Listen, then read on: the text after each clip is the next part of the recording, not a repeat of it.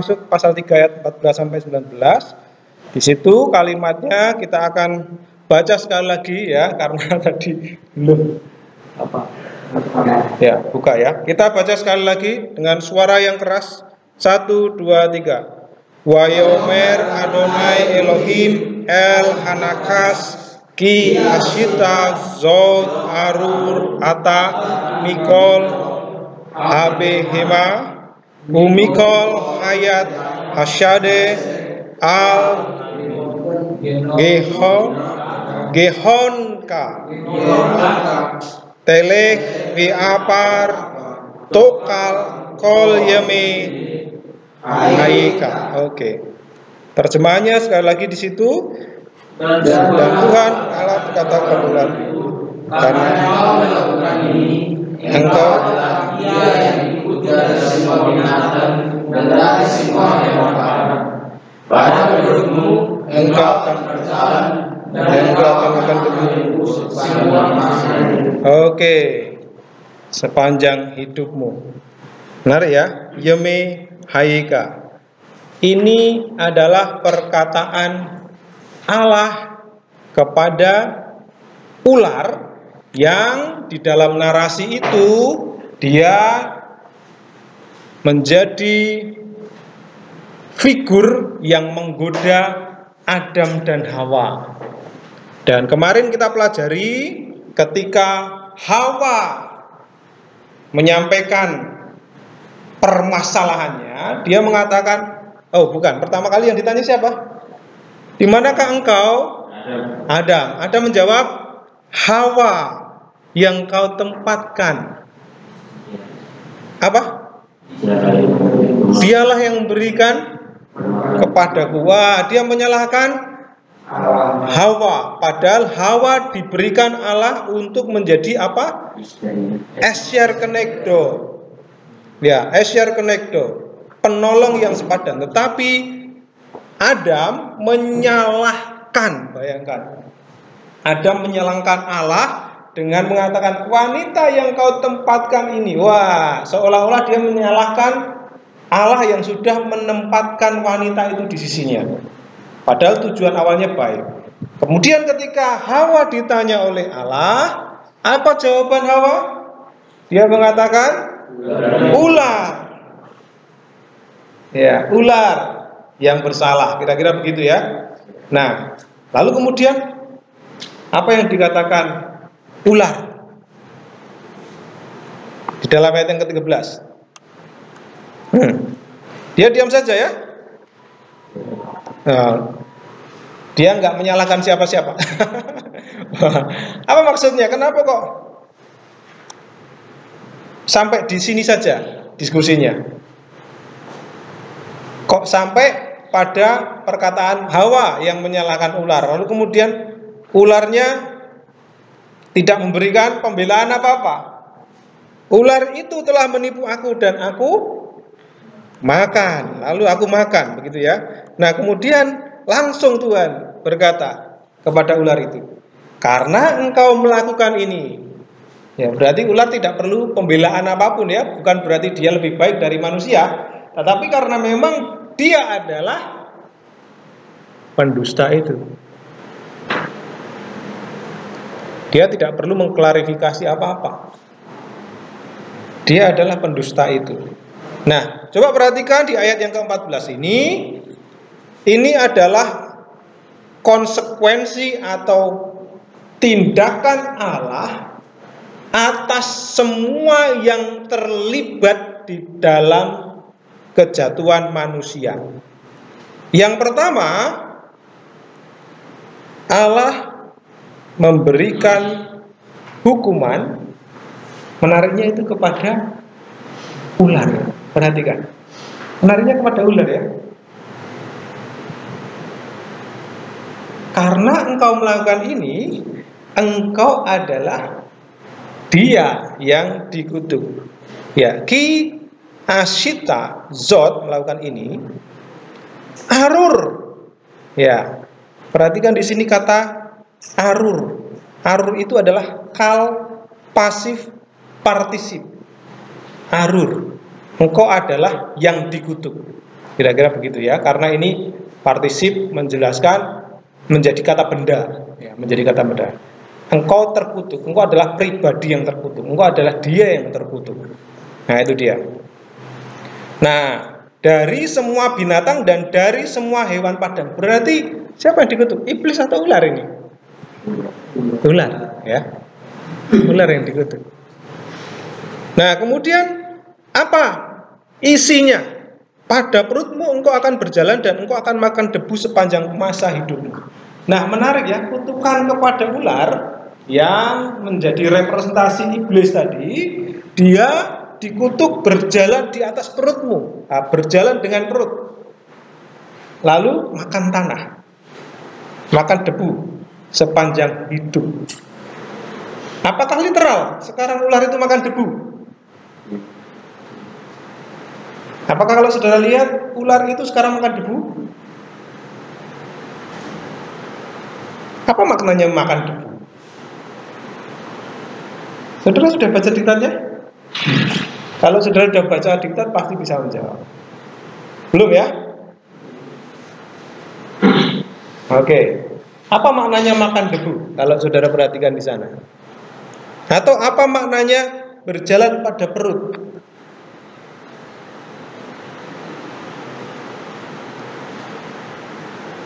Ada di dalam diktat ya, ada dalam diktat. Saudara bisa mendapatinya?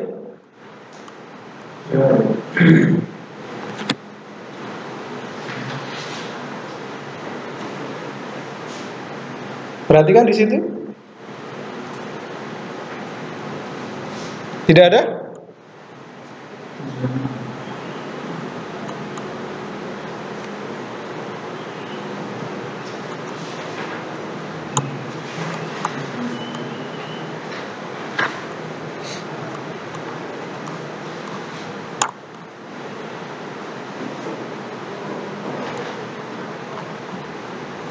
Oke, sebelum masuk ke sana, kenapa kok makan debu? Realitanya bagaimana? Apa maknanya makan debu?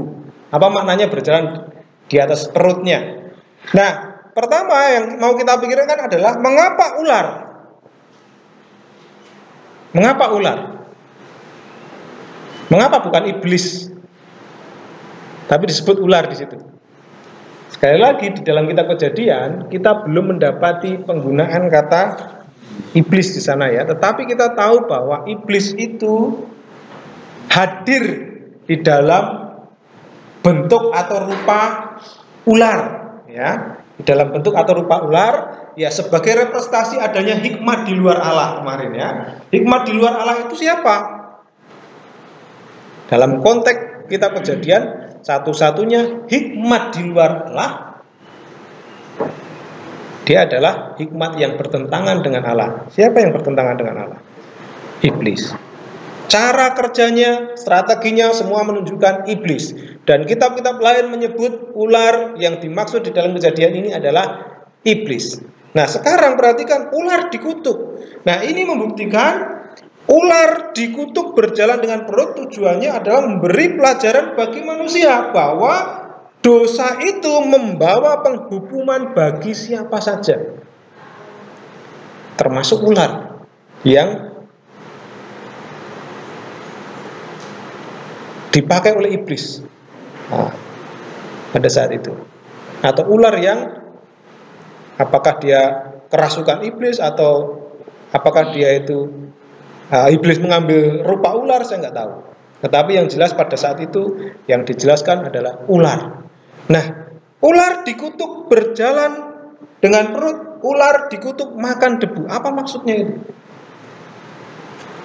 Coba bayangkan kalau orang disuruh berjalan dengan perut lalu makan debu, apakah ada orang yang apakah ada makhluk yang lebih tinggi dari itu kalau sudah berjalan dengan perut? Berarti kan dia ada di bawah, gelosor ya, gelosor, merangkak ya, merangkak, menjalar, merasa apa namanya, menjalar ya, dengan perutnya.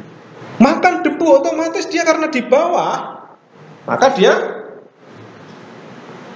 akan menjadi makhluk yang paling apa?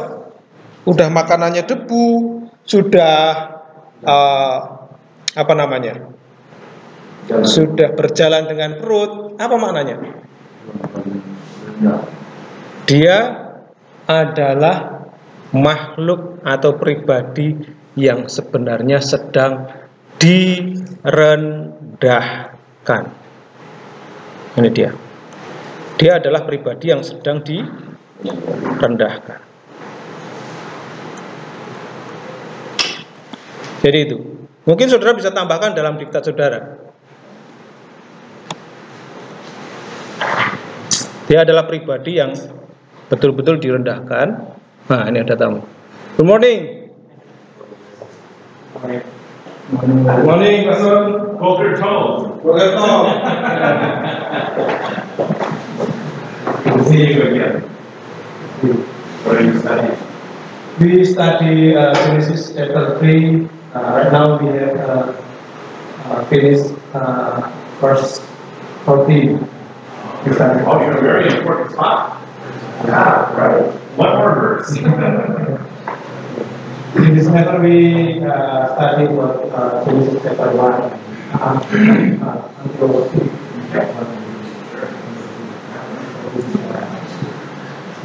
basic all of theology. Right. First we get almost all of the theology, right? You will come and I'll take your picture. Okay. I'll teach and I'll take your picture. okay. Good morning. Oke, saudara-saudara, kita akan dipoto, jadi saudara harus lebih kelihatan serius ya. Oke. Sekali lagi di situ kita bisa mendapati bahwa hukuman yang pertama yang diberikan Allah kepada manusia, kepada ular pertama kali, itu adalah berjalan dengan perut, ya, berjalan dengan perut dan makan debu. Itu adalah perendahan. Silakan saudara baca Yesaya 65 ayat 25 untuk melihat referensi dari ajaran hari ini bahwa semua yang terlibat di dalam dosa itu menjadi menerima penghukuman dari Allah. Yesaya 65 ayat 25. Yesaya 65 ayat 25. Serigala dan anak domba akan bersama-sama makan rumput, singa akan makan jeram seperti lembu, dan ular akan hidup dari debu. Tidak ada yang akan berbuat jahat atau yang berlaku busuk di segenap gunungku yang kudus firman Tuhan. Oke, Mika 7 ayat 17 silakan.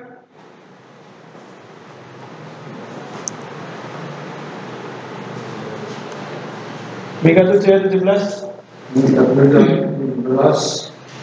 Biarlah mereka menjilat debu seperti ular, seperti binatang menjalar di bumi. Biarlah mereka keluar dengan gemetar dari punggungnya dan datang kepada Tuhan Allah kami dengan gentar, dengan takut kepada-Nya.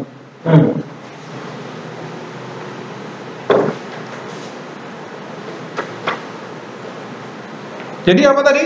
Makna dikutuk dengan berjalan dengan perut? Dia menjadi makhluk yang direndahkan serendah-rendahnya. Apakah ini simbol kekalahan bagi iblis? Apakah ini simbol kekalahan bagi iblis?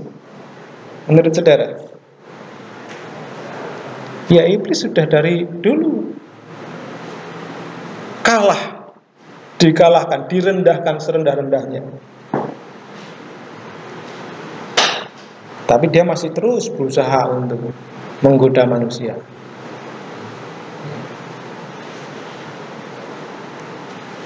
Oke, ada diskusi atau pertanyaan. Ini harusnya memancing diskusi yang sangat dalam. Ya, silakan Pak Dani. Kemarin Pak Dani masih ada pertanyaan ya? Masih ada ya? Oke, silakan Pak Dani, boleh ditanyakan. Nah, saya 14 ini kita lihat dari pencitraan, kita juga dari debu. Ukuran ular, atuan menurut ular untuk makan debu, berarti ular sedang makan tubuh manusia juga. Ular makan tubuh manusia sebelumnya. Atau bagaimana pertanyaannya? Kita dari debu, manusia berasal dari debu. Tuhan Allah atas ular juga memakan debu. Apakah ular memakan? Iya, saya paham. Manusia diciptakan dari debu, ya. Apakah itu berarti kemudian itu maknanya itu iblis itu makan bahan material yang dipakai untuk membuat atau menciptakan manusia? Wah, itu analisisnya ini ya, sangat-sangat sangat-sangat dalam ya. Jadi kalau dikaitkan dengan materi yang dipakai Allah untuk menciptakan manusia, betul manusia itu diciptakan dari debu tanah. Nah, kita kemarin juga belajar ya, manusia diciptakan dari debu tanah itu berarti maknanya adalah bahwa manusia itu selain memiliki aspek spiritual, dijadikan sebagai makhluk ciptaan yang memiliki tingkat ciptaan atau derajat yang paling tinggi di antara semua ciptaan, tetapi dia sesungguhnya diciptakan dari debu. Nah, apa maksudnya penyebutan ciptaan dari debu ini? Sekali lagi sama, dia diciptakan dari sesuatu yang sebenarnya rendah, dari sesuatu yang tidak ada apa-apanya. Debu tanah itu sesuatu yang sebenarnya ya maknanya itu sesuatu yang tidak ada maknanya apa-apa, tetapi dibuatnya menjadi berharga. Ya, kalau sudah menjadi manusia ya berarti sudah nggak ada kaitannya ya dengan debu itu tadi ya. Jadi bukan berarti ketika makan debu dia makan manusia, bukan. Materialnya dari debu tanah. Manusia itu diciptakan dari sesuatu yang tidak berharga. Tapi ketika iblis dijadikan pribadi yang makan debu, itu berarti dia direndahkan serendah-rendahnya, sama seperti manusia dibuat dari debu yang sebenarnya tidak ada apa-apanya. Nah, itu dia. Maknanya sama, perendahan. Tetapi ayat 14 tadi mengingatkan bahwa ular sekalipun dia itu dipakai iblis, ya kan? Sekalipun dia adalah binatang yang diciptakan Allah. Ya, ular diciptakan Allah juga ya. Dengan kecerdikannya dipakai iblis.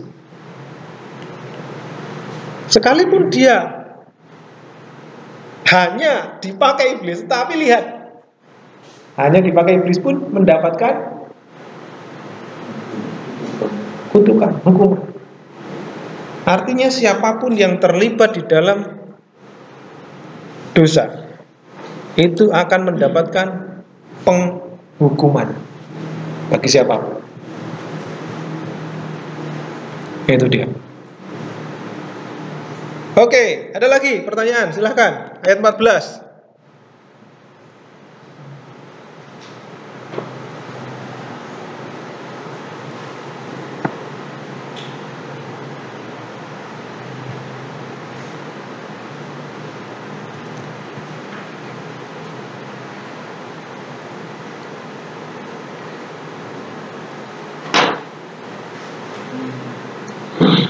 Tidak ada? Tidak ada. Jika tidak ada, kita lanjut ayat yang ke-15. Kita lanjut ayat 15. Ini adalah ayat yang paling penting dari sekian ayat yang kita pelajari. Ayat 15, mungkin kita harus berhenti di ayat yang ke-15 ini untuk benar-benar memikirkan apa yang sesungguhnya Allah kehendaki bagi setiap manusia. 15, silakan dibaca bersama-sama. 1, 2, 3. Weba, Asyid,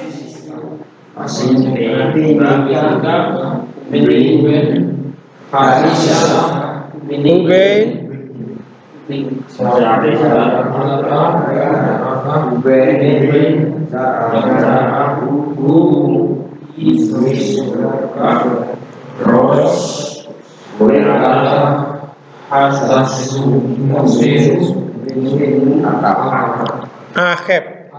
Akhef ya.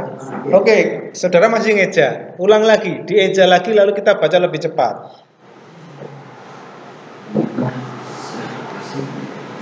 Ve'eba Ashid Beneka.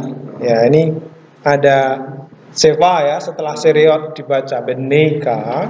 Uben Haisa Uben Ha Uben Zar'aka. Zar'aka itu dibaca ya, K-nya di belakang dibaca. Zar'aka Uben Zar'a Uben Zar'a Hu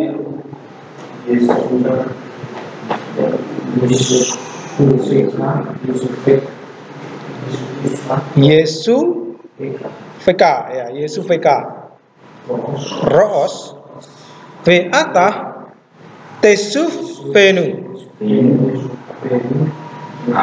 Oke. Sudah? Kita baca lebih cepat, membaca kalimat, bukan membaca kata-kata. Ya, 1, 2, 3.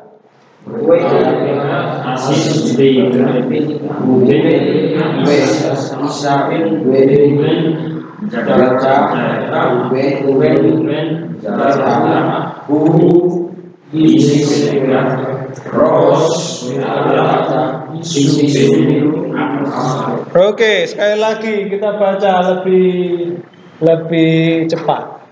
Mungkin 3 kali perlu baca ya, supaya makin cepat. 1, 2, 3. We'eba Ashid Beneka Uben Haisa Uben Zar'aka Uben Zar'ahu Yesufka Roos Ve'ata Tesufenu. Oke. Akhef itu dibaca seperti V ya di belakang karena nggak ada titik brages lene, jadi dibaca akhef. Oke, sekali lagi kita baca. Sekali lagi ya. Semua membaca.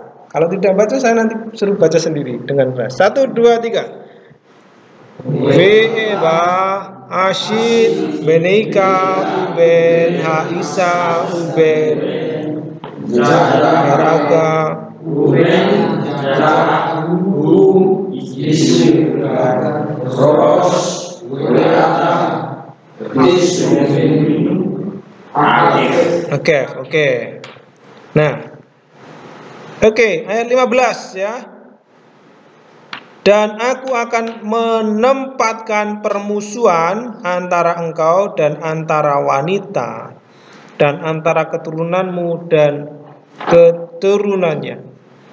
Dia akan memukulmu pada kepala, dan engkau akan memukulnya pada tumit. Ya, memukul itu bisa diterjemahkan dengan cara lain, menghancurkan, strike ya, istilahnya bisa menghancurkan, meremukkan. Kalau dalam bahasa terjemahan baru ya bisa kita ganti meremukkan. Oke. Ya, menyerang ya. Ini lebih cocok, menyerang. Strike. Ya, meremukkan saja.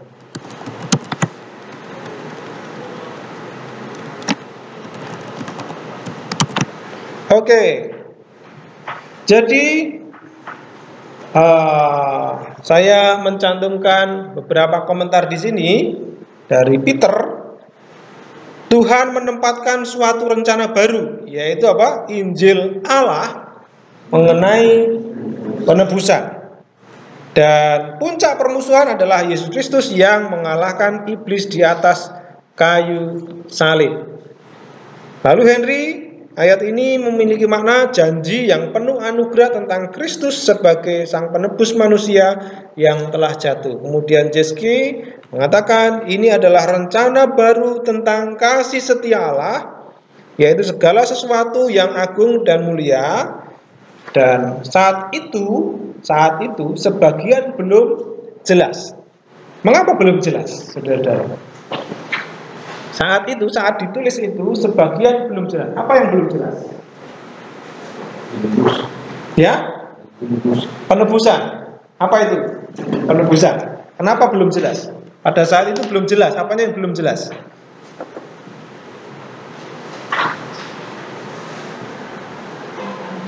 Perhatikan di dalam kalimat itu penulis menggunakan kata keturunanmu dan keturunannya. Keturunan siapa? Keturunanmu dan keturunannya. Berarti iblis punya keturunan juga.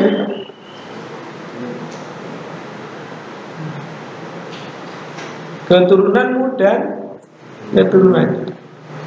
Nah, ini sekali lagi adalah sesuatu yang tadi dikatakan belum jelas. Siapa keturunannya? Siapa yang dimaksud keturunanmu? Tetapi di dalam ayat itu, apa yang kita ketahui pertama kali? Yang kita ketahui pertama kali di dalam ayat 14, ada perubahan antara ular di dalam ayat 14 itu menjadi keturunan ular. Ya. Ayat 14 itu masih ular-ular ya, yang dikutuk itu ular ya toh. Tapi ayat 15 itu sudah ada perubahan yang menunjukkan kepada iblis. Di sini terlihat rencana Allah untuk mengalahkan iblis. Jadi dari istilah keturunanmu akan menghancurkan kepalanya. Sudah ada nubuatan. Sudah ada janji yang pertama kali, atau yang sering disebut sebagai apa? Proto evangelium. Janji yang pertama, proto evangelium. Permusuhan itu terjadi mulai saat itu, atau sejak saat itu terus terjadi. Permusuhan antara orang yang setia dengan orang yang tidak setia. Saudara pernah baca kisah ini? Dilanjutkan permusuhan antara orang yang setia dengan orang yang tidak setia. Ada antara keturunan Set dan keturunan Kain, setia dan tidak setia. Ya, ada permusuhan terus antara iblis dengan manusia. Ada permusuhan terus. Akhirnya Yesus yang lahir dari keturunan siapa? Yang setia, ini mengalahkan iblis. Oke, bandingkan Roma 16 ayat 20. Silakan dibaca.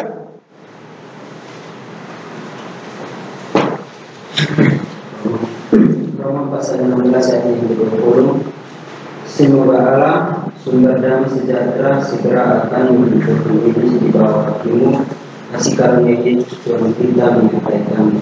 Oke, jadi inilah yang disebut sebagai proto evangelium ayat ini, atau pesan Injil pertama tentang Yesus Kristus juru selamat, tentang janji pertama. Dan Allah akan menempatkan permusuhan. Siapa yang bermusuhan? Yang pertama kita perhatikan antara ular dan antara wanita. Antara engkau dan siapa tadi? Sebelumnya siapa ini? Aku akan menempatkan permusuhan antara engkau, perhatikan, Beneka Uben Haisyah. Menarik ya? Kenapa kok yang disebut Haisyah?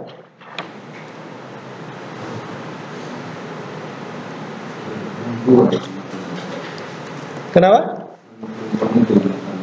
Pertanyaannya adalah apakah Ish atau Adam tidak bermusuhan dengan ular? Kalau begitu, karena yang di situ yang disebut adalah Isya. Gimana?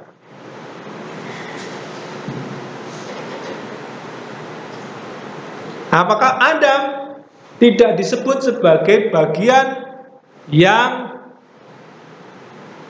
dipermusuhkan tadi, yang dibuat bermusuhan tadi? Karena disebutkan Beneka antara engkau ini Uben Haisha dan antara Isya.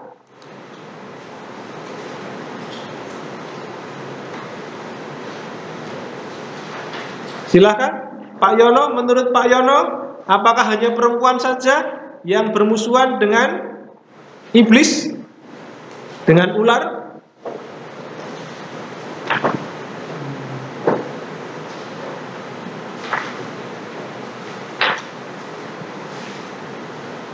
Menurut Pak Yono bagaimana?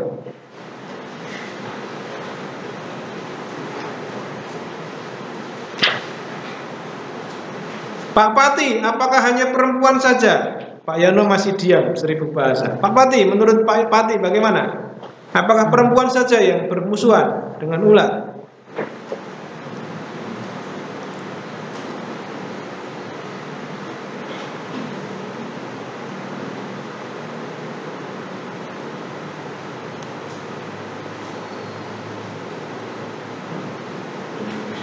Oh ya, silakan Pak Matius, boleh mewakili.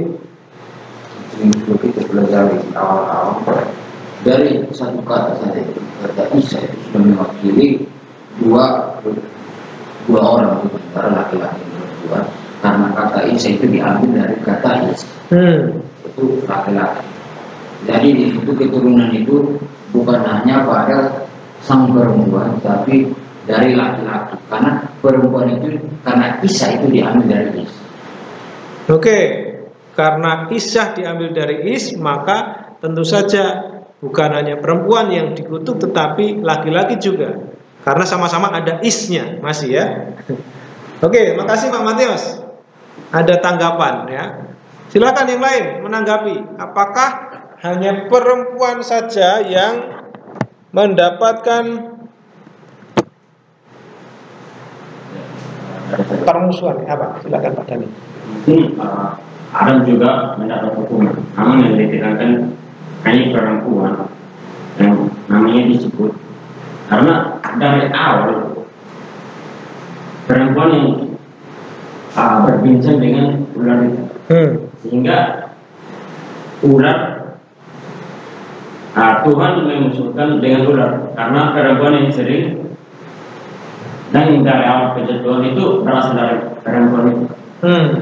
Sehingga Tuhan mengkhususkan hanya ular dengan perempuan, meskipun Adam juga akan, atau laki-laki juga akan dimusuhi.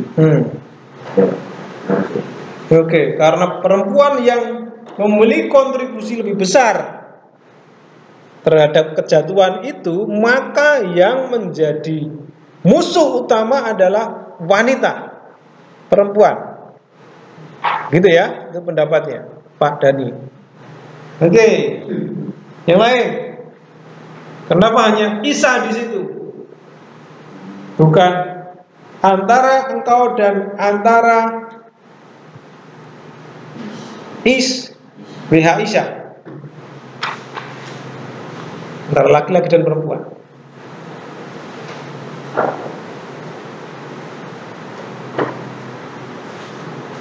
Salah satu alasannya karena Tuhan membuat permusuhan antara perempuan dan ular, karena Tuhan juga akan berasal dari manusia perempuan itu, sehingga dia menjauhkan atau memusuhkan ular dengan perempuan itu. Oke, perhatikan di situ Uben. Apa ini? Zar'aka, keturunanmu. Maaf saya tersinggung. Zar'aka, keturunanmu, dan Uben Zar'ah. Ini lagi ya. Ini lihat di sini. Nih, lihat di sini. Zar'ah itu kata benda maskulin, orang ketiga tunggal, keturunannya, keturunan itu maskulin, tetapi plus akhiran feminin, ya, akhiran feminin. Jadi keturunannya itu laki-laki, maskulin ya, tapi nyanya itu adalah feminim. Kenapa bukan keturunan kamu dan keturunan suamimu? Kenapa kok hanya keturunanmu feminim saja? Sebenarnya ini kunci untuk menjawab permasalahan tadi, pertanyaan tadi.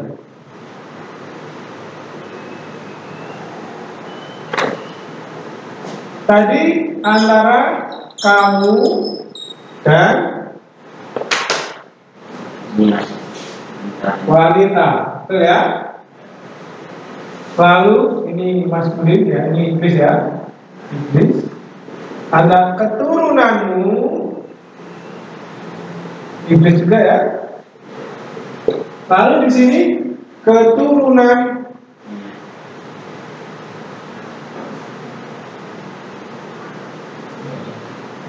wanita. Ini maskulin, ini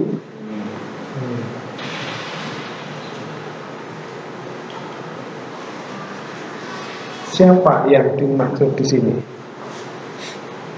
Seharusnya kalau memang penekanannya itu adalah pada dua laki-laki dan perempuan, harusnya sudah ditekankan kalian, kan gitu ya, antara kamu dan kalian. Harusnya begitu ya, laki-laki dan perempuan. Lalu kalau misalnya mau menekankan keturunan laki-laki dan perempuan, seharusnya juga antara keturunanmu dan keturunan kalian. Nah, di sini kita lihat yang dimaksud adalah keturunannya tunggal, keturunan wanita. Apakah saudara mulai menangkap pesan ini? Siapa yang ingin penulis maksud dari sejak awal? Mesti.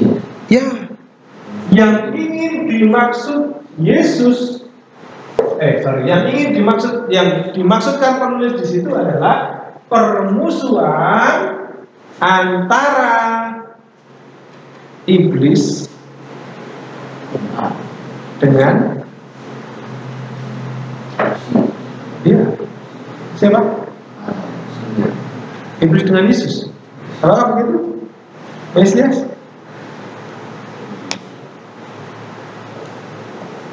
Dan bagaimana saudara mendapati bahwa apa yang dimaksud keturunannya itu adalah Mesias atau Yesus? Bagaimana saudara tahu? Dari feminim keturunan feminim biasanya dilahirkan dari seorang perempuan, bukan hubungan dengan laki-laki, sehingga kita bisa menggunakan maskulin. Oke. Keturunan laki-laki dan perempuan. Dia langsung dilahirkan dari Maria.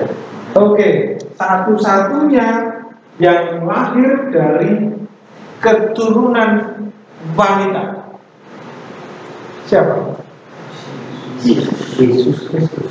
Karena dia lahir dari, bukan dari laki-laki tapi dari benih. Ya. Itu dia.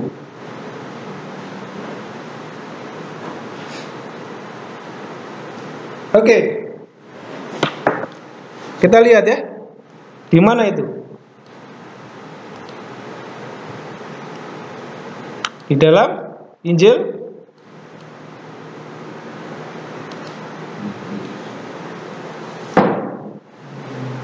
tentang kelahiran Yesus Kristus. Di mana itu? Berapa? Matius. Oh, ini Lukas.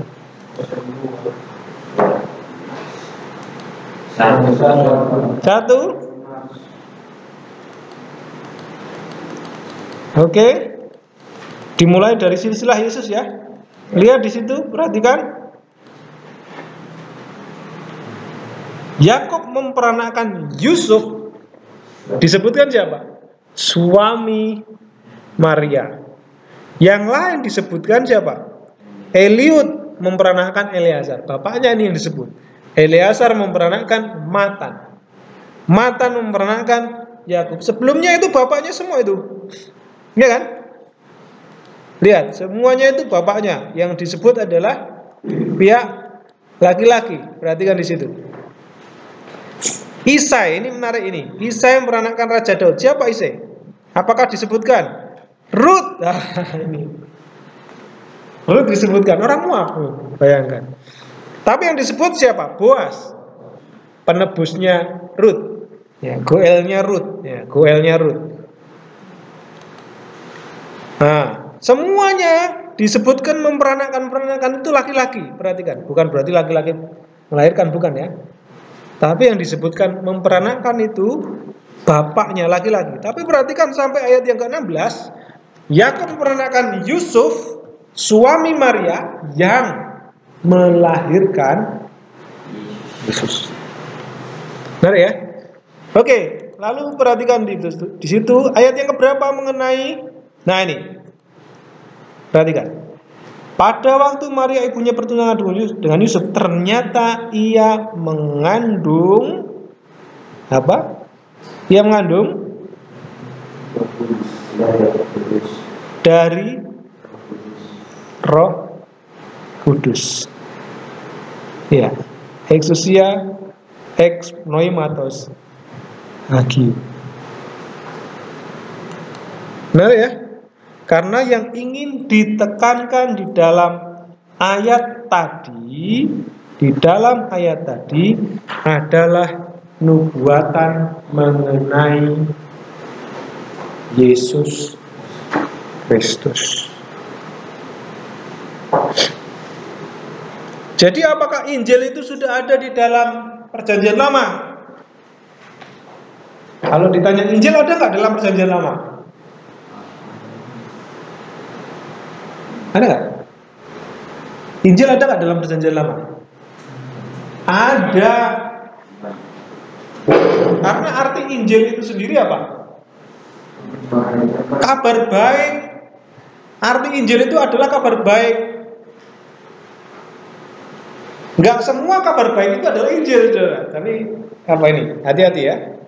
Injil artinya kabar baik, tapi tidak semua kabar baik adalah Injil. Pernah nggak Injil dipakai untuk kabar selain tentang Yesus Kristus? Pernah nggak dalam Perjanjian Lama saudara temukan kata Injil atau penginjilan atau berita Injil itu dipakai tidak ada kaitannya dengan Yesus Kristus? Apakah itu Injil?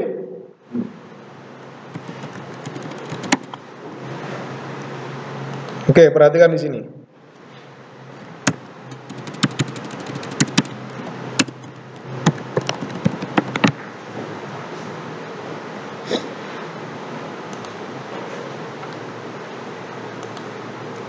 Perhatikan di sini.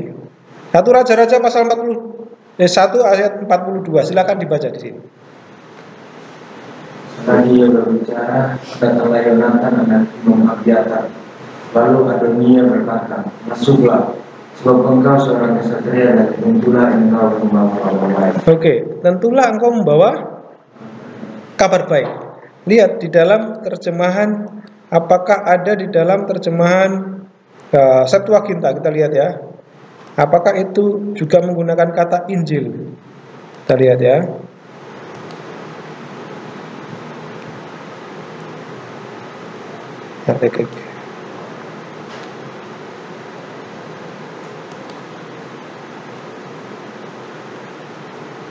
Nah ini, lihat.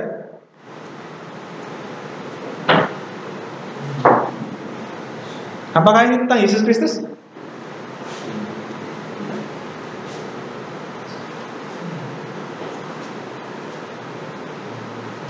Evangelizo, Injil ya, good news, kabar baik. Jadi kabar baik itu bisa dipakai untuk semua hal. Kabar baik, Injil itu dipakai untuk semua hal. Semua hal yang merupakan kabar baik adalah Injil artinya. Maka ketika kita mengkhotbahkan Injil, Injil yang bagaimana dulu? Injil tentang apa dulu? Saya mau penginjilan, Pak. Isinya adalah Bapak akan mendapatkan berkat berkelimpahan, hutang lunas, mendapatkan berkat uang sekian rupiah, mendapatkan berkat-berkat jasmani, mendapatkan usaha yang lancar. Itu Injil nggak? Kabar gembira, itu kabar baik, itu Injil. Tetapi itu bukan Injil tentang Yesus Kristus. Kalau saudara mau mengabarkan Injil yang sebenarnya, Injil Yesus Kristus, ya berarti saudara harus menjelaskan siapa Yesus itu, apa yang dilakukannya. Kalau Yesus Kristus saudara ceritakan sebagai pribadi yang menyembuhkan orang buta, memberikan makanan 5.000 orang dengan 5 roti dan 2 ikan, apakah saudara sudah mengabarkan Injil Yesus Kristus secara lengkap?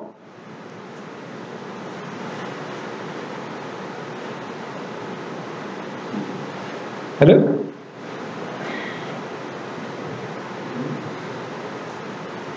Karena Injil tadi semua hal. Kalau di sini ini bukan Yesus Kristus ya.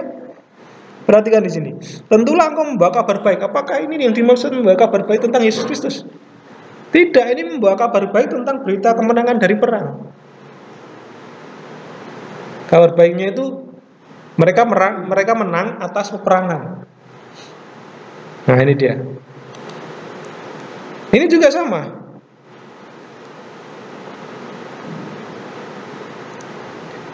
Hari ini ialah kabar baik, lihat di sini. Evangelias. Hari ini adalah kabar baik. Apakah ini Injil? Bukan. Lagi. Tuhan menyampaikan sabda, orang-orang yang membawa kabar baik itu merupakan tentara yang besar. Nah, ini kalau Mazmur ya, bisa jadi ya. Ini diarahkan kepada, tapi di dalam perjanjian lama, yang namanya kabar baik itu fokusnya pada berita kemenangan. Nah, ini perhatikan, evangelisteto. Ya, ini apa artinya? Tuanku Raja mendapat kabar yang baik, sebab Tuhan telah memberikan keadilan kepadamu pada hari ini, dan terus seterusnya. Ini apakah tentang Yesus Kristus? 2 Samuel? Tidak. Tidak, saudara. Nah, jadi saudara-saudara, kenapa ini disebut sebagai proto-evangelium, kabar baik yang pertama? Karena ini menjelaskan rencana Allah yang akan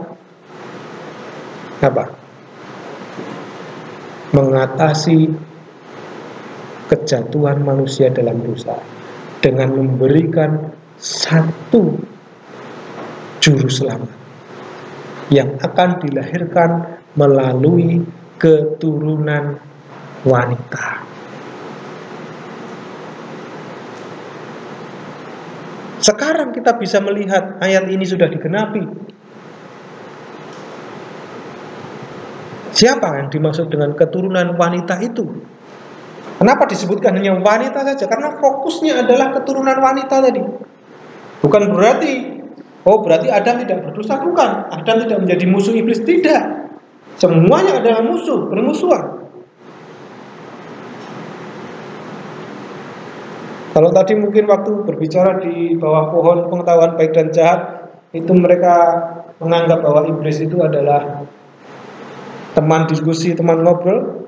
Sekarang Allah pertegas bahwa kalian itu sesungguhnya bermusuhan.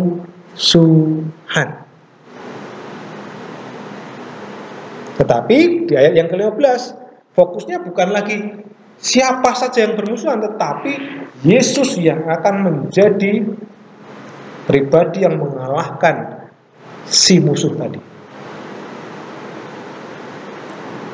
Perhatikan kata dia akan meremukkan kepala dan engkau akan meremukkan tumit.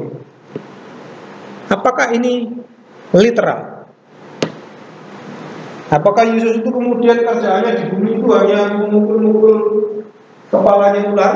Setiap kali ketemu ular, bawa bambu, pukul, tas. Setiap kali ketemu ular, jadi pemburu ular. Apakah begitu? Apakah iblis, apakah ular ketika Yesus datang mengejar-ngejar kaki Yesus lalu kemudian dipatok tumitnya? Apakah Yesus pernah tumitnya remuk? Kalau itu memang Yesus, Matius pernah melihat atau pernah mendengar kesaksian penulis kitab yang menyatakan bahwa kaki Yesus diremukkan? Tidak. Jadi ketika disalib itu apa yang diremukkan?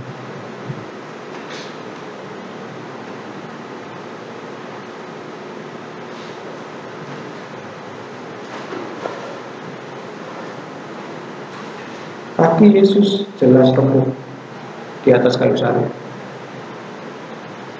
Tumit Yesus jelas remuk di atas kayu salib.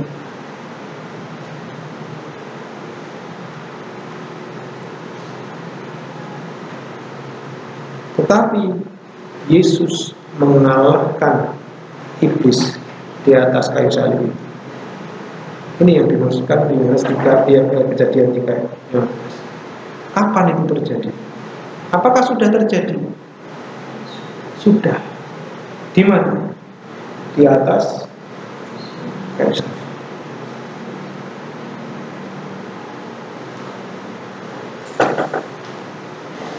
Engkau akan menemukan dulu. Dia menyakiti Yesus secara badannya. Ya, representasi dosa tadi ya. Dosa itu membuat Yesus disalib. Siapa yang membuat Yesus harus merasakan remuknya penderitaan itu? Remuknya sakit di atas kayu salib. Siapa yang bertanggung jawab terhadap penyaliban itu? Kita yang sudah berdosa.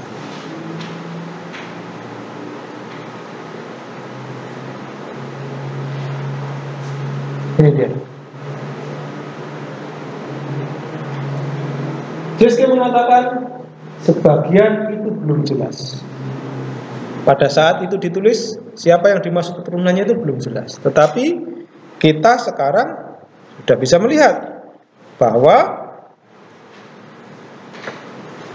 ada satu keturunan laki-laki atau satu keturunan maskulin tadi ya, dari wanita akan memukul ular pada kepala. Itu berarti kekalahan mutlak ya, kekalahan mutlak atas iblis. Kepala menandakan kekalahan telak. Dan ular akan memukul satu keturunan laki-laki khusus pada tumitnya. Itu penderitaan yang dialami Yesus. Oke. Jadi sekali lagi ketika kita berbicara pada Kejadian 3 ayat 15, seringkali kita menyebut ini sebagai proto-evangelium, proto-evangelium, proto-evangelium. Janji yang pertama, janji yang pertama, janji yang pertama. Apa yang dimaksud janji yang pertama? Janji Allah untuk memberikan juru selamat kepada manusia atau bagi manusia yang sudah jatuh dalam dosa. Tujuannya apa? Supaya manusia kembali dipersatukan dengan Allah. Jadi Yesus tidak datang ujuk-ujuk. Yesus tidak hadir secara tiba-tiba tanpa ada rencana, tidak. Pertanyaannya adalah kenapa harus menunggu waktu lama sekali baru Yesus hadir ke dunia? Kenapa kok tidak kemudian keturunan yang pertama lahir dari keturunan perempuan itu yang kemudian mengalahkan ular? Kenapa kok harus nunggu sampai 2000 tahun yang lalu baru Yesus hadir ke dunia? Wah, ini pertanyaan yang seringkali ditanyakan oleh orang-orang yang mungkin juga skeptis dengan pandangan atau umat Kristen ya, mengatakan mengapa proto-evangelium itu baru digenapi kurang lebih 2000 tahun yang lalu. Kenapa kok tidak anak yang pertama? Anak yang pertama Kain dan Hawa siapa? Sem. Kain. Kenapa bukan Kain atau Abel atau keturunan atau cucunya atau cicitnya Kenapa harus sampai ribuan tahun baru kemudian yang dimaksud keturunannya tadi lahir?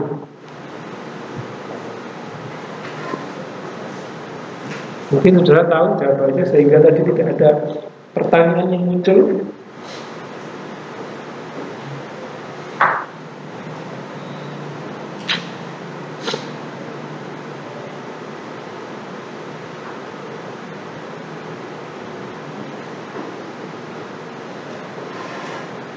Kalau orang membuat film, ya kan, itu ada yang berepisode 1 sampai 100 ya. Ada film yang panjang sekali baru tamat. Apakah seperti itu Tuhan itu bekerja? Apa cara Tuhan itu seperti itu? Tunggu waktunya sampai lama kemudian baru Yesus itu lahir. Sebelum Yesus lahir itu zaman itu sudah lama sekali ya. Peradaban dunia itu sudah lama sekali. Pertanyaannya kenapa harus menunggu sekian lama itu?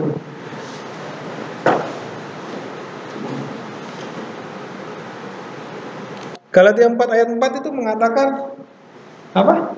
Tetapi setelah dengan waktunya genap waktu itu anaknya yang lahir dari seorang perempuan dan tak genap waktunya.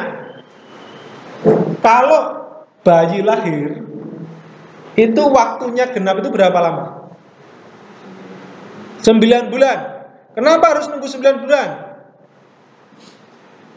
10 hari. Yang saya nggak tahu Pak, karena saya nggak pernah jadi bayi. Saudara lahir langsung besar ya?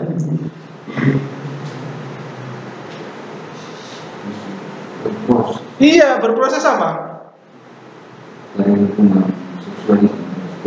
Dari mulai bersatunya benih laki-laki dan perempuan sampai menjadi bayi itu butuh proses tumbuh menjadi embrio, ya kan? Lalu mulai terbentuknya susunan-susunan tubuh itu butuh waktu 9 bulan. Pertanyaannya adalah ketika Yesus lahir 2000 tahun yang lalu, apakah prosesnya itu menunggu seperti bayi yang baru lahir 9 bulan ini? Apa yang dimaksud dengan genap waktunya? Sampai Kejadian 3:15 itu baru digenapi 2000 tahun yang lalu. Ini pertanyaan yang sangat penting sekali saudara jawab. Buat kita yang sekarang membaca perjanjian baru, kita tahu bahwa Kejadian 3:15 sudah digenapi. Buat orang-orang perjanjian lama sebelum Yesus lahir, mereka akan bertanya-tanya, kapan ini digenapi? Kapan ini digenapi? Bagi orang Yahudi yang menganut agama Yahudi, sampai sekarang mereka masih menunggu-nunggu. Karena mereka nggak percaya bahwa yang dimaksud Kejadian 3:15 ini adalah Yesus yang disalib itu.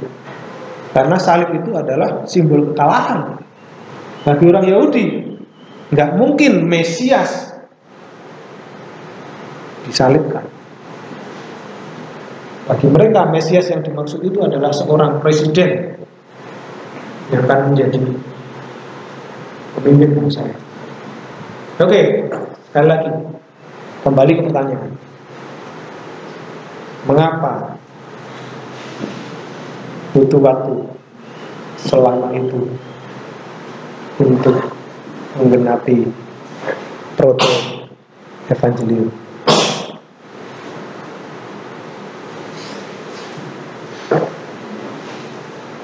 Jika tidak ada, saya buat PR aja ya.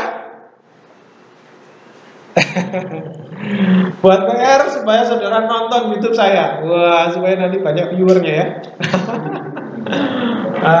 Nanti dipikirkan itu. Kenapa Yesus baru datang, atau kenapa Kejadian 3:15 itu baru digenapi 2000 tahun yang lalu?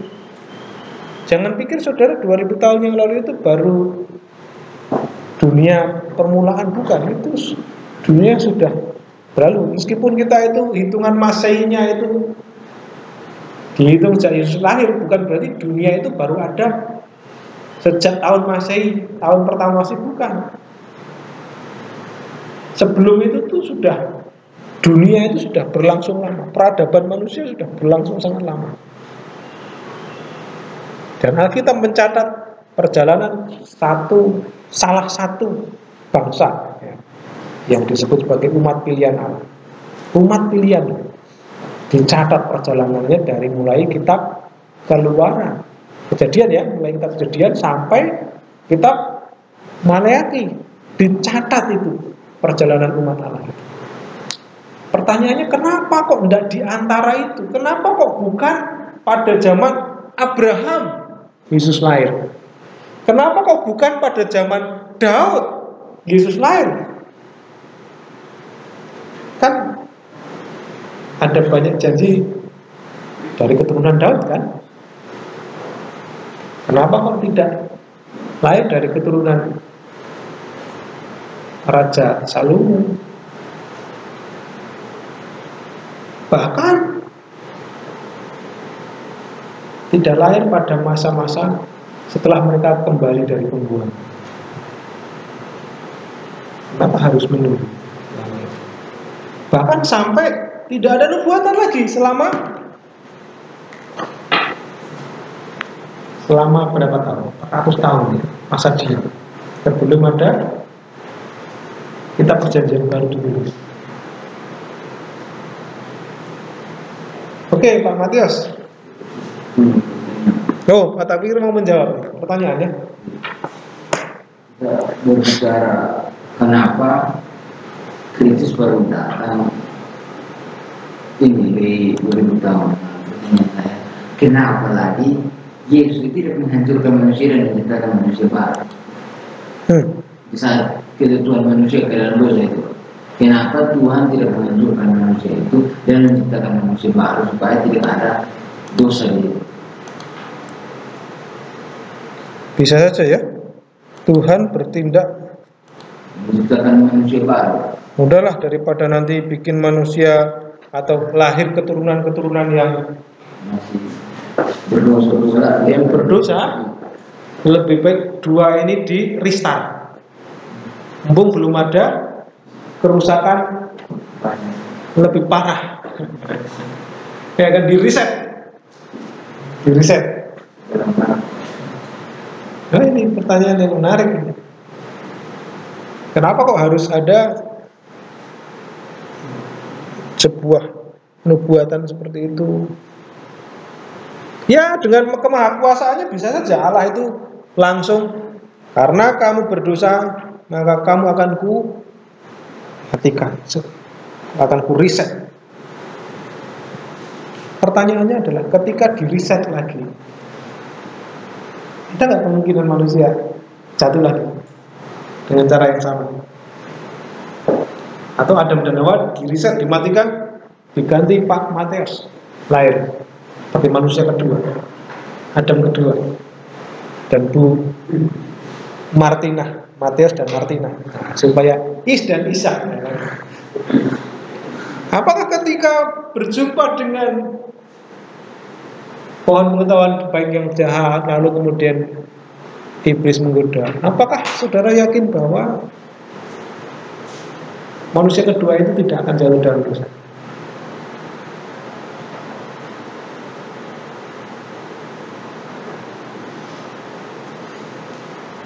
Wah, ini gagal produk nih di apa namanya, kayak mobil tuh ya. Mobil itu kalau diuji cobakan, ditabrakkan lalu pecah atau ada masalah, gagal produk, dia nggak akan dijual di pasaran, dia akan dihancurkan. Dia akan dihancurkan supaya tidak menjadi bahan yang gagal. Sekalipun sudah biaya mahal, tapi akan dihancurkan. Lalu kemudian akan diciptakan sesuatu yang lebih baru lagi, yang berbeda, ya kan, dari awalnya. Produk yang kedua itu biasanya lebih bagus. Kalau yang pertama produk gagal, yang produk kedua lebih bagus. Itu kalau mobil, saudara. Itu kalau COVID. Ya, kalau manusia ya belum tentu ya. Diulang lagi dengan kehendak bebasnya ya mungkin bisa lebih cepat lagi jadinya. Bisa jadi seperti itu. Tapi yang jelas ketika Allah itu langsung kemudian bisa saja dia mengampuni juga kan? Kenapa nggak langsung diampuni aja tuh manusia? Kalau udah berdosa kan Tuhan Maha Kasih ya, ya nggak? Tuhan Maha Kasih. Kenapa kok nggak langsung? Ya sudah, karena kamu baru pertama kali jadi manusia, ya wajarlah kamu itu jatuh dalam dosa. Udah, besok jangan diulang lagi ya. Kalau begitu, Allah bukanlah Allah yang maha adil. Allah bukanlah Allah yang maha adil. Saya pernah pakai ilustrasi begini. Ketika ada seorang hakim menghakimi seorang yang mencuri, mungkin seorang janda yang mencuri makan demi anak-anaknya, maka hakim yang adil itu akan berkata, apakah dia akan mengatakan berdasarkan undang-undang karena engkau mencuri untuk anakmu maka engkau akan juga diampuni, engkau enggak akan bersalah, engkau enggak akan diberikan sanksi apa begitu? Berdasarkan undang-undang juga kamu harus meletakkan makanan itu di tempat yang semula, lalu kemudian kamu kembali ke rumahmu seolah-olah tidak terjadi apa-apa. Apakah begitu hakim yang adil? Hakim yang adil harus mengatakan apa? Ya, karena engkau telah mencuri, maka engkau harus menanggung hukuman. Itu hakim yang adil. Tetapi saudara perlu ketahui bahwa Allah kita bukan sekedar hakim yang adil yang menjatuhkan hukuman pada orang yang bersalah, tetapi dia menanggalkan jubah hakimnya. Lalu kemudian dia berdiri di atas meja pengadilan itu. Lalu kemudian dia menutupi si terdakwa yang ada di situ. Berdasarkan keputusan itu, saya akan menanggung hukuman yang harus ditimpakan kepada janda. Maka hakim itu yang akan membayar semua tuntutan hukumnya. Dia akan membayarnya dan dia akan menggantikan orang yang harus membayar. Itulah hasil. Dia bukan hanya sekedar hakim yang adil, yang bisa saja dia mengatakan nggak apa-apa karena untuk makanan anak-anak. Itu nggak adil. Sama seperti ketika dia melihat Adam dan Hawa jatuh dalam dosa, bisa saja dia mengatakan, wong aku yang menciptakan kok, aku yang berkuasa kok. Nggak ada yang protes. Siapa yang protes? Malaikat mau protes, iblis mau protes. Tapi Allah yang maha adil, dia akan memberikan hukuman kepada siapapun yang berdosa. Maka tadi iblis, ular pun berdosa. Pak, kenapa kok nggak di restart sekali lagi? Kalau nggak di restart, kalau misalnya di restart dari awal, udahlah kau mati sudah, berarti dia adalah Allah yang tidak penuh belas kasihan. Ingat, Allah kita bukan hanya hakim yang adil, tetapi dia Allah yang penuh belas kasihan. Dia juga bukan hanya Allah yang penuh belas kasihan, tetapi dia adalah Allah yang hakim yang adil. Dia memberikan penghukuman bagi setiap orang yang berdosa, tetapi dia menggantikan tuntutan itu. Mengapa harus digantikan? Karena si pendosa tadi tidak berdaya untuk membayar dosa-dosanya. Dia sudah berusaha menutupi dirinya dengan daun, bersembunyi. Apakah itu menyelesaikan masalah? Tidak. Kita mau lihat nanti hakim yang adil seperti apa. Apakah kemudian sudah nanti akan ada janji keturunanmu akan melahirkan, akan meremukkan kepalanya dan engkau akan meremukkan tubuhnya. Apakah berhenti di situ toh? Hakim yang adil itu tidak.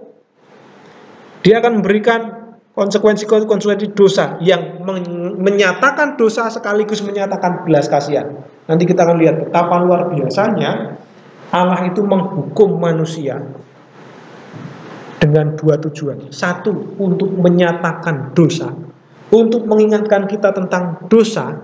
Dosa itu apa? Dosa itu meleset dari kehendak Allah.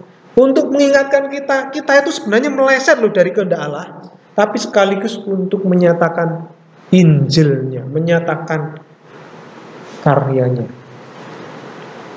bagi manusia. Kita nanti tahu di dalam ayat selanjutnya manusia itu diberikan hukuman atas dosanya apa? Mungkin kita baca dulu ya ayat 16 karena sudah ayat 15. Kita baca ayat 16 dulu, kita baca. Ayat 16 kita lihat.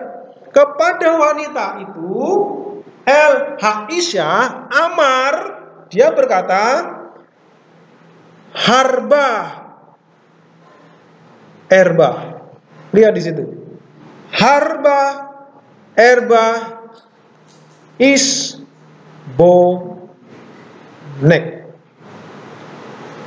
Aku akan melipat gandakan Isbonek, penderitaanmu B Edsyak, di dalam persalinanmu dan di dalam persalinanmu engkau akan apa namanya?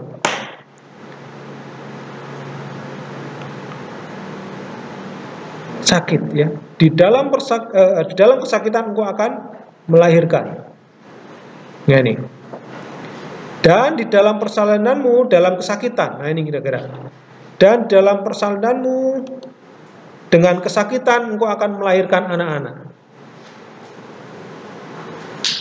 Kenapa kok hukumannya sekali lagi bukan tangannya buntung, tangannya apa namanya?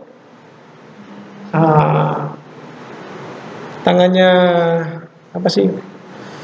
Kalau dalam bahasa Jawa itu keple namanya apa ya? Gini apa namanya? Lumpuh, ya kan? Kenapa kok nggak tangannya lumpuh karena memetik ini? Atau mulutnya gegatelan, jontor, ya kan? Kenapa kok sakit saat melahirkan? Ingat kehendak Allah atas wanita itu apa? Menjadi Esher Kenegdo yang melahirkan generasi-generasi yang menyembah Tuhan. Tetapi ternyata mereka meleset dari sasaran. Itulah yang disebut sebagai dosa. Maka penghukumannya adalah penghukuman yang mengingatkan mereka tentang kehendak Allah semula-mula. Apakah dianulir pesannya atau mandatnya? Enggak. Allah kita itu Allah yang konsisten. Maka dia nggak main restart saja. Nggak main anulir apa namanya? Nggak main anulir sabda. Ya kan? Mandatnya adalah beranak cucu. Apakah itu kemudian diperbaiki, direvisi? Tidak. Tetap direvisi, tetap melahirkan anak cucu. Beranak cucu, berkembang biak. Tapi dengan melipat ganda penderitaanmu dan sakit dalam persalinan. Ya, silakan. Kembali kepada pembahasan itu, dalam pembahasan itu terang bahwa aku akan menempatkan kemusuhan. Aku di sini dimaksud adalah Allah. Seolah-olah ayat ini bertentangan dengan kitab yang lain karena dalam kitab-kitab yang lain Allah mengajarkan kita tentang kasih. Kita harus mengasihi siapapun. Tetapi di sini mengapa Allah mengajarkan kita? Allah mengajarkan kita agar kita bermusuhan, seolah-olah mengajarkan kita bermusuhan. Dan Allah sendiri yang mengadakan permusuhan itu. Pertanyaan saya, apakah Allah memperbolehkan kita agar kita bermusuhan antara satu sama lain, Pak? Sehingga dia memberikan memusuhkan kita dengan ular itu. Ya, jawaban singkat adalah betul, Allah mendorong kita untuk menyatakan kasih kepada siapapun. Yang dimaksud siapapun adalah sesama kita. Tapi dengan iblis Tuhan menyatakan permusuhan setegas-tegasnya. Ya, dengan iblis tidak ada kompromi. Bukan berlawanan karena subjeknya beda, objeknya beda. Dengan siapapun, bahkan termasuk musuh kita. Yang dimaksud musuh adalah orang-orang sesama kita yang membenci kita, yang ingin mencelakakan kita di dunia ini. Kasihilah musuhmu, supaya memberi penekanan pada hukum kasih tadi ya. Kalau hukum perjanjian lama, mata ganti mata, apa? Tangan ganti tangan, gigi ganti gigi ya. Yesus mengatakan, jika engkau ditampar pipi kananmu, berilah pipi kirimu. Bukan berarti kemudian ketika sudah dipukuli, aduh kok cuma kanan, inilah kiri.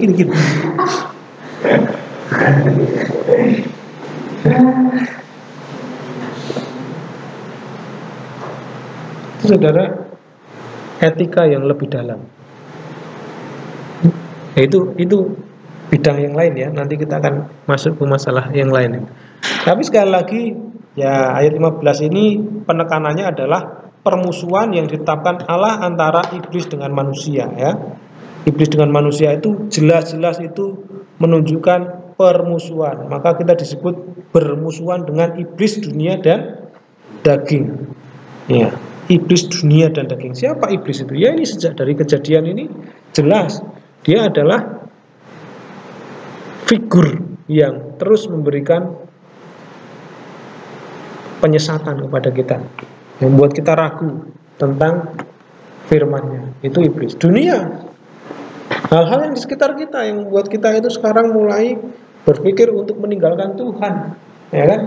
Kalau ikut Tuhan kok susah cari kerjaan. Kalau ikut Tuhan kok susah cari jodoh. Kalau ikut Tuhan kok nggak punya apa-apa. Kalau ikut Tuhan kok miskin, ya kan? Itu cara kerja dunia, saudara, membuat kita khawatir. Akhirnya kita kalah berhadapan dengan dunia yang seperti itu. Dia kerjaannya tiap hari joget-joget di TikTok, dapat duit banyak, nggak pelayanan, ya kan?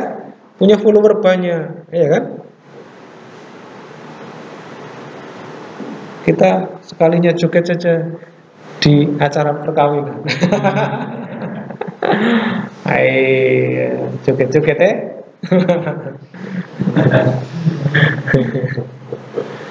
Pati, hati-hati Pati. Aduh, kau ini bikin video yang difokuskan itu bukan bagaimana suaranya, wajahnya yang cantik jelita, tapi jangan mencobai dirimu sendiri ya. Jangan mencobai dirimu sendiri. Ya.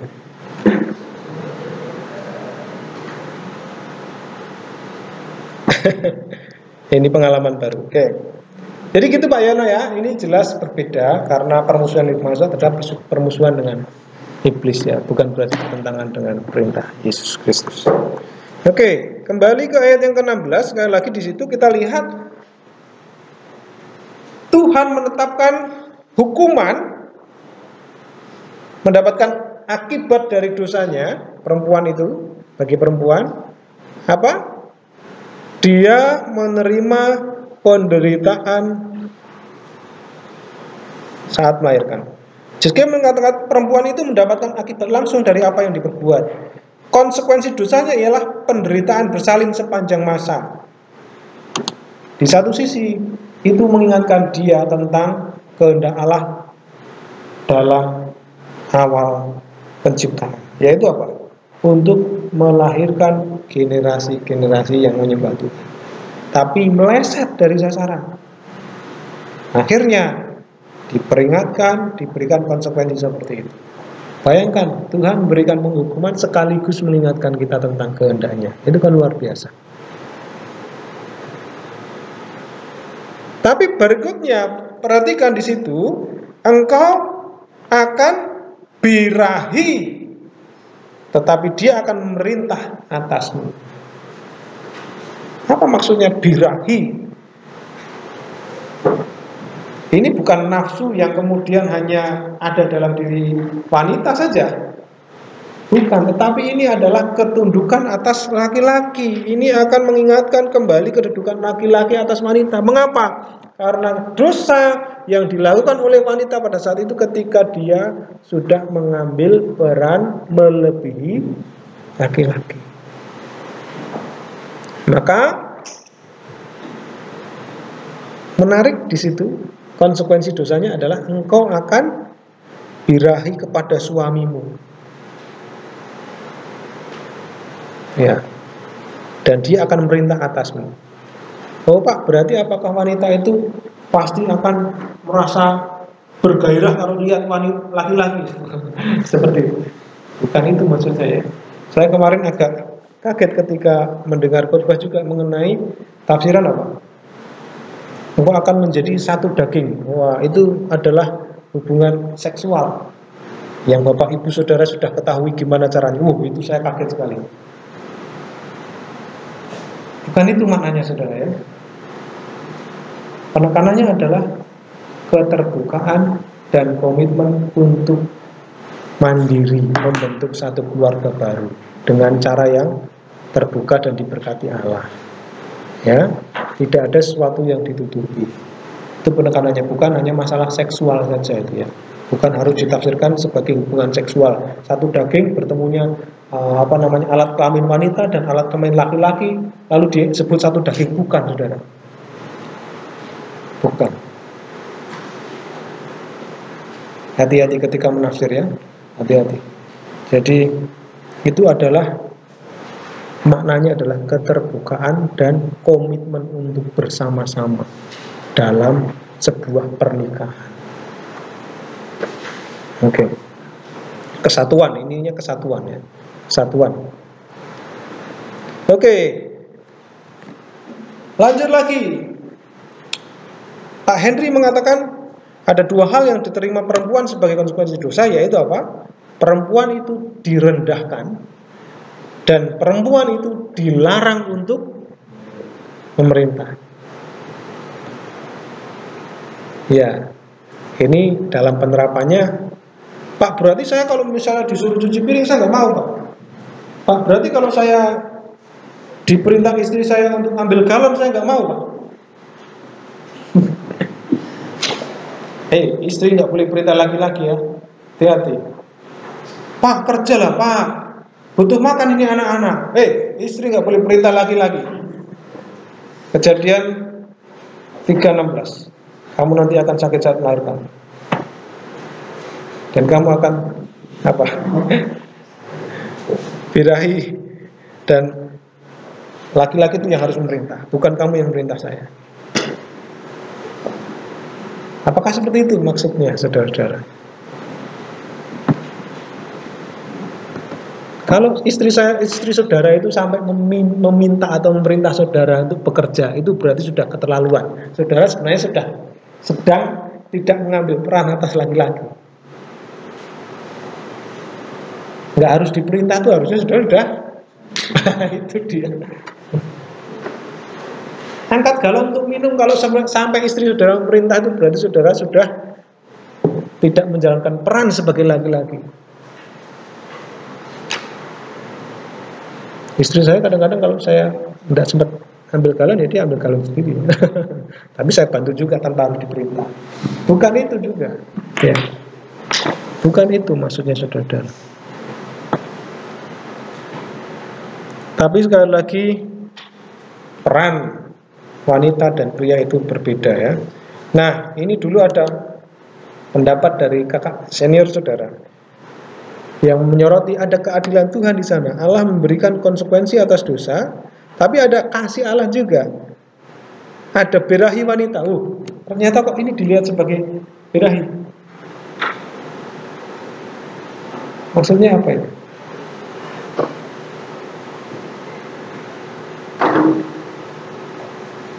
Ini cara pandang Pak Agus Manit ya. Dia melihat ada konsekuensi dosa tapi ada kasih Allah. Dia mengingatkan peran wanita seperti semula. Ya, seperti semula. Ini kan Kejadian 3:15 itu ya.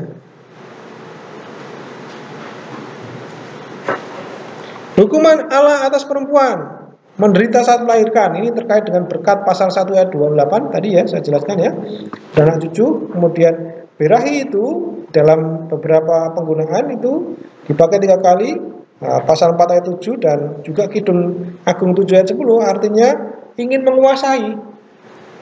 Birahi itu ingin menguasai, tetapi perempuan akan diperintah laki-laki. Ini dia. Jadi jangan kaget kalau sampai sekarang ini wanita itu kadang-kadang ingin bertindak atas laki-laki ya. Itu birahi. Maknanya ya. Bukan masalah birahi seksual ya, bukan. Tapi dengan melihat beberapa penggunaan yang lain, maknanya itu ingin menguasai, ingin bertindak di atas laki-laki. Jangan kaget karena itu memang sudah konsekuensi dosanya itu seperti itu. Tapi Allah membalikan peran. Perempuan akan diperintah laki-laki, akan dikuasai oleh laki, berkuasa atasmu. Nah itu yang LAI punya. Oke saudara-saudara, ayat 16 kita akan lihat ayat yang ke-17 nanti. Tapi saudara harus memikirkan supaya lebih interaktif ya. Apa kaitan hukuman Adam dengan rencana mula-mula bagi Adam? Sekali lagi, apa hubungan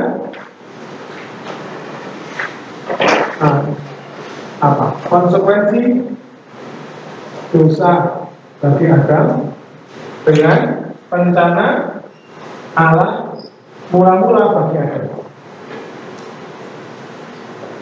Itu yang perlu kita pikirkan besok. Supaya saudara lebih interaktif, bacalah diktat dan juga tafsiran-tafsiran. Ya, ini penting sekali. Mungkin kita akan bertemu 1 atau 2 kali lagi. Kita akan selesaikan pasal 3 ini, lalu kemudian saudara akan menyampaikan presentasi makalah saudara, baik itu dalam pra-paper maupun paper yang setengah jadi maupun paper yang sudah jadi. Jadi saudara boleh menyampaikan apa yang sudah jadi, apa yang hampir jadi setengah jalan, apa yang belum jadi sama sekali. Ini Pak baru dalam tahapan garis besar. Garis besarnya apa? Nah itu bisa disampaikan. Apa jelas saudara-saudara? Oke, kalau sudah jelas saya akan berhenti sampai di sini. Selamat pagi, Tuhan memberkati. Shalom.